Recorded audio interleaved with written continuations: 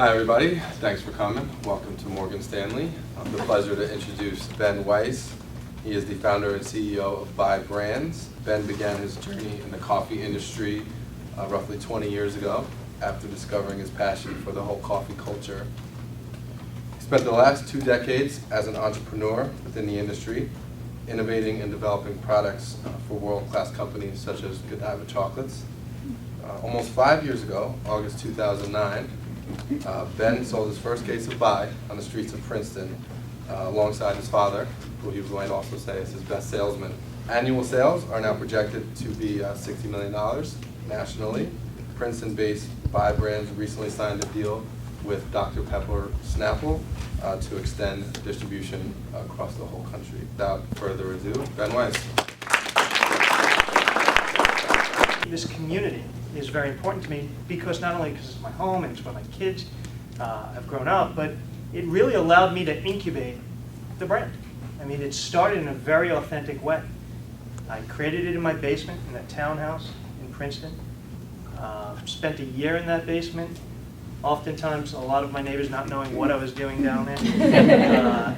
And when I came up with a flavor like a mad scientist, I'd ask everybody to taste it, and I'd get their reactions to it in the cul-de-sac. And then when I felt I had 3 flavors that were worth going out and selling, I just literally knocked on doors.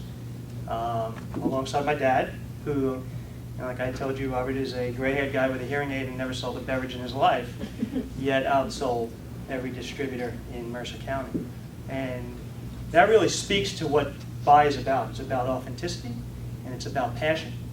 And the reason that old guy was able to have such success is because he was passionate about it and because he believed in it. In the beverage space, that is so important. There are no barriers to entry by design, so anybody can do this. But there's a business there, and there's a discipline that you need to have, and you need to have a great product, and a great product starts with something that is authentic. So consumers in the beverage space are always looking for that authenticity, and if you have an authentic product that is interesting and relevant and tastes great in the bottle, you got a shot. And then it takes a lot of discipline, because in this industry there's a lot of potholes that you could fall into.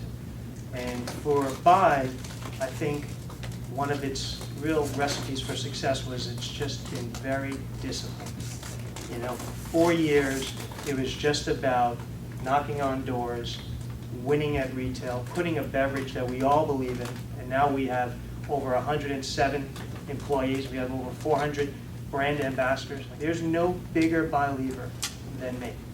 You know, one of my early investors, I remember him telling me, he's invested in beverages before, notably Vitamin Water. He was the CMO of that company.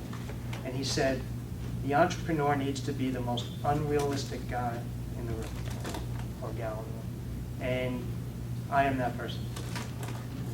People look at me sideways with some of the things I say because they're off the wall. But the people who work for Buy trust that. They trust the vision. And we run collectively towards those visions. We're actually launching, you know, at a time when the business is like this, we're innovating. We're creating a product line extension called Buy Littles. And a lot of people tell you, stop innovating, you know.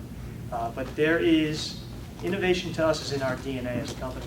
And it's important for me that we always innovate to move markets, not to participate in markets. And what we were able to do with Buy in a 4-year period was create a tsunami of momentum within the beverage space. But when you have when an entrepreneur creates a product that is ultimately bigger than the entrepreneur, you just notice it and you run hard behind it. And this is a brand that in 4 years built it to $20 million in sales, and now will be $60 million at the end of this year, with the help of a national distribution deal that we just signed. But really proud of those 4 years because we were just talking about it. It's in stealth mode, you know, and you know, it was in very select geographies, very select retailers. Year over year, same store sales. It's what you want to see out of a branded concept when you introduce it to retail. It's not built on pipeline fill and just opening up new markets and land grabbing. It's a term they use in the distribution business. It's about really signing a deal with a regional player or a store, a three-store chain, and just giving everything you have to that chain to make sure that this product is in a look of success, where it interrupts a consumer at retail in multiple places. And a perfect example is Wegmans right here on Route 1. You know, if you walk into that store, there's probably 250 facings of buying. And it's not a big display that you walk in and almost, you know, tips over on you. It's strategically placed throughout that store. And for us, it was 4 years of figuring out what is our look of success and how do you win at retail. And when you have that, you get velocities, VPOs that are unprecedented, while consumers pay a premium. And consumers pay a premium for buy because they see it's worth it. I like to say that every bottle touches the soil of a faraway place. You know, I just got back from Indonesia, which is where we buy our coffee fruit from. And we're really proud of the region. It's a very remote region in Indonesia that we are literally creating commerce that didn't exist, because we take the fruit that literally gets thrown away during the harvest of the bean. So that is literally used as compost or fertilizer, but we've identified that it's actually really high in antioxidants and polyphenols. So we're now tapping farmers, and it's still a very third world industry. I mean, these farmers are just really picking off the trees. We've actually doubled their income, and it's amazing to see the impact that it's having, you know, halfway across the world. And what you have now is a company that, because it was disciplined for 4 years, has aligned with one of those route to markets, which we're very fortunate to have done. Because the alternative would be patching together hundreds and hundreds of different distributors to get to retailers, which probably you'd run out of money before you can do it for a company our size. So we were able to, fortunate to align with DPSG, who is a very engaged distributor for us. And I'm really, really super proud, and I think Princeton is as well. And as this brand continues to grow as more of a lifestyle brand all across the country and the world, that it's found its roots very modestly, very authentically in this town. And it will never lose that connection. So, the